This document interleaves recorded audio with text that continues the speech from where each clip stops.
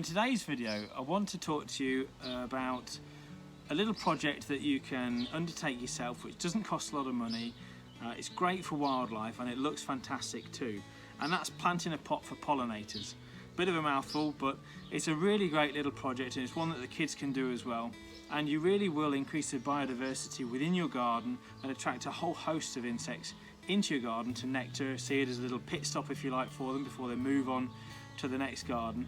And it's one that will really help wildlife, even in a city or in the middle of an urban area, particularly where insects are of course struggling to find food these days.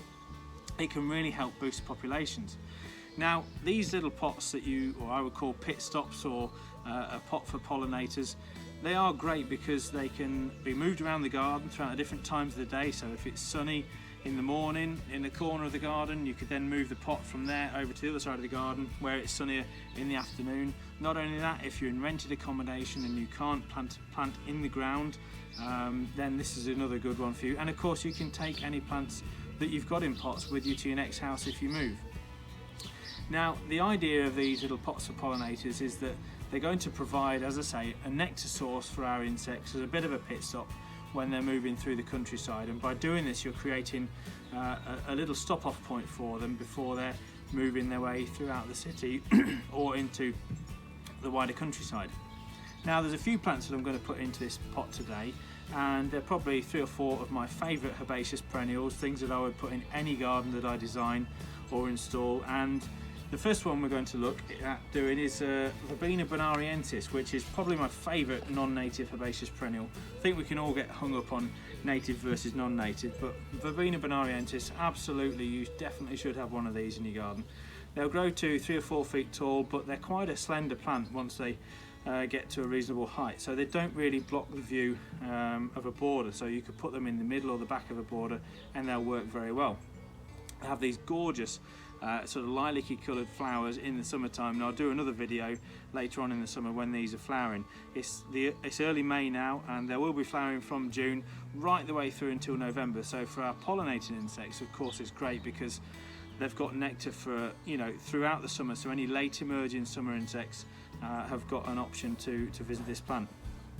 Now, I've already put a bit of compost in the bottom of this pot, and it's important to say at this point that when you're buying compost, make sure you absolutely get peat-free compost, because peat is being extracted at an alarming rate from our wetlands, and of course that's drying them out, and not only that, it's then declining or aiding in the decline of species such as our dragonflies and damselflies, which need this wetland habitat to thrive. So peat-free compost, remember to buy some, or use peat-free when you buy some for your pots. So I'm going to put this Verbena, he's going to go towards the back of the pot, because obviously you want to have your sort of lower growing plants towards the front so that they get the sun and aren't overshadowed by some of these pots. So I'm going to put a bit of compost around him, just to hold him in position. Remember to set your plants about 1 inch or 2.5 centimetres below the top of your pot, just so that when you water it doesn't just overflow over the sides. The next plant I'm going to look to plant, try not to hide from the camera at this point, is Nepeta, and this one is a variety called Six Hills Giant.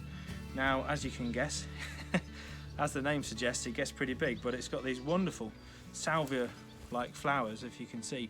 But it's actually catmint, a part of the mint family, but it's a brilliant plant for pollinating insects. It's really good for bees, loads of butterflies use it. And it's really good as well because it seems to have a sort of a second flush of flowers.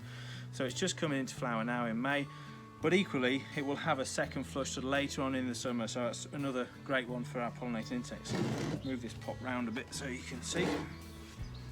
Again, so that's going to go towards the back, in with the Verbena.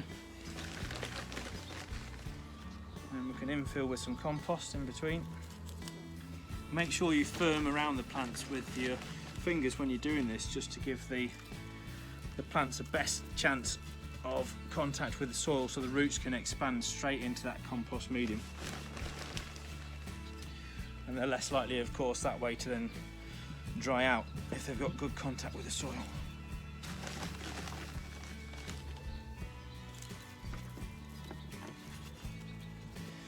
Okay, so this little beauty I'm going to put at the front. If you can just see the flowers on that, it's just come into flower now, and that's Salvia Nemorosa, which is a great little variety, part of the sage family. I've already spoken about these in any of the previous videos, or in some of the previous videos that I've done, which you may have seen. But a really great one for the front of a herbaceous border, very attractive for bees particularly, but smaller butterflies, like when they come out, sort of the skippers like it as well, so small and large and Essex skipper. So that can go towards the front.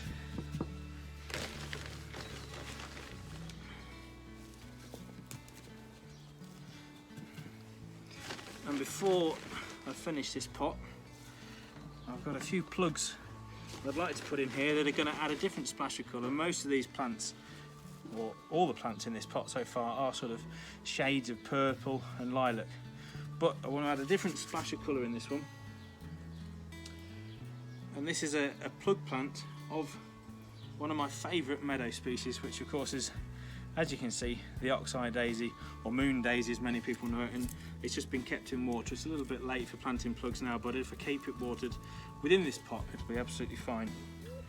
And that splash of white in there will really just set these colours off once they get going. And I'm going to put that towards the back, because as you can see, it gets reasonably tall. Get a little bit of compost around.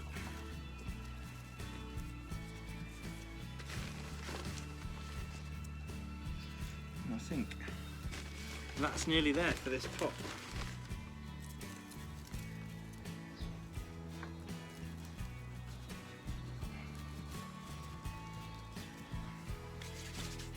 So there you have it. That's took me 5 minutes, and it's a great little project, like I say, that's going to be very beneficial to so many of our pollinating insects. And as you can see, it's already looking good, and it's only just coming into flower now. But if I put this one to one side for a moment, I want to give you a couple of other ideas that you can look to do with in terms of pots. This one here, it's just a single pot of ready purple Aubrieta, which is a great early flowering plant, which is really good for sort of scrambling down the face of a wall, or it'll just nicely go over the edge of a raised bed. So Aubrieta is another good one, again for early emerging insects, things such as small tortoiseshells that have come out of hibernation looking for their first nectar source. That's a good one. Here's one I made earlier as well, which is another classic, Camassia, really good for bees, actually native to North America, but very, very hardy plant. And I've seen lots of early bumblebees using this to gather nectar and pollen on over the last couple of days. A good one for those that have got a bit of a culinary interest. This is wild garlic, which is a fantastic woodland plant. You would normally see this down a woodland ride this time of year.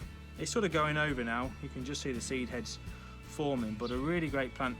And actually, if you are interested in using it for cooking, you can actually eat every part of wild garlic. So that's everything from the roots, the stems, the seeds, the leaves, the flowers, all at different times. Now, I'm no expert, so please refer to a cooking guide for the best practices, but even the leaves when they're fresh, I know you can eat them raw as soon as they are coming up out of the ground. And last but not least, wonderful little wildflower this is, and this is, if you can just see, Solomon's seal, which is a great one, another one, woodland specialist. So it does really well in shade, but I've seen a lot of bees quite acrobatically hanging upside down to get the nectar from these flowers when they're open. So, and that's a lovely one for the front of a border or a pot again that will just sort of trail over and just have these beautiful white bells at this time of year. That's those there. And then again, another one you can do. This is one I did earlier again. This is again another Verbena, Verbena Bonariensis, so really good one. But also, probably my all-time favourite native wildflower, this is bird's foot trefoil, which is of course a larval food plant for the common blue butterfly, and it's fairly widespread butterfly. So chances are, if you get this in a pot in a sunny situation, you may be paid a visit by one of the females looking to lay their eggs on this plant. So bird's foot trefoil, again another great one for a front of a border or for trailing over the edge of a raised bed, for example. Last but not least, a bit heavier, this one. This is a nice little herb planter actually, and you can get these from most garden centres, and they are great because of course they've got these little pockets, if you can just see, where you can shove little plug plants in, different things. I've got some thyme, some sort of creeping thyme coming out of these, which again will flower later on in the year. Some tansy in the top, really good for the holly blue. They absolutely love nectaring on tansy because it's quite a nice tight sort of closed flower. If I shift it around a bit, we've got some marjoram, a couple of pockets of marjoram, which again really good midsummer nectar source for a lot of butterflies, marjoram, and bees. Most people know it as oregano, but the actual plant, if left to flower, is of course a wonderful resource for many of our pollinating insects. And around the back, yes, I'm slightly biased, but there's some more bird's foot trefoil, which again will provide a great pit stop for a lot of bees. I haven't said it so far. Obviously the common blue lay their eggs in it, but bees absolutely love bird's foot trefoil, as it is part of the vetch family, and the vetch family as a whole is very good for bees and it's absolutely adored by them. So there's 4 or 5 pots there that hopefully will give you a few ideas, and it's something that you can get the kids involved. And I think, you know, my kids absolutely love it when I plant these plants up. You know, they then see all the insects sort of visiting the flowers. There we go, case in point, if you can just see, oh, it's just gone. Early bumblebee, again visiting the Camassia, so already working in a nice sunny spot in the garden. So hopefully that's given you a few ideas. If you've got any comments, please comment below and I'll be happy to help. And fingers crossed, you can get a few of these in your garden and you'll be visited by a whole wealth of wildlife. Thanks for watching.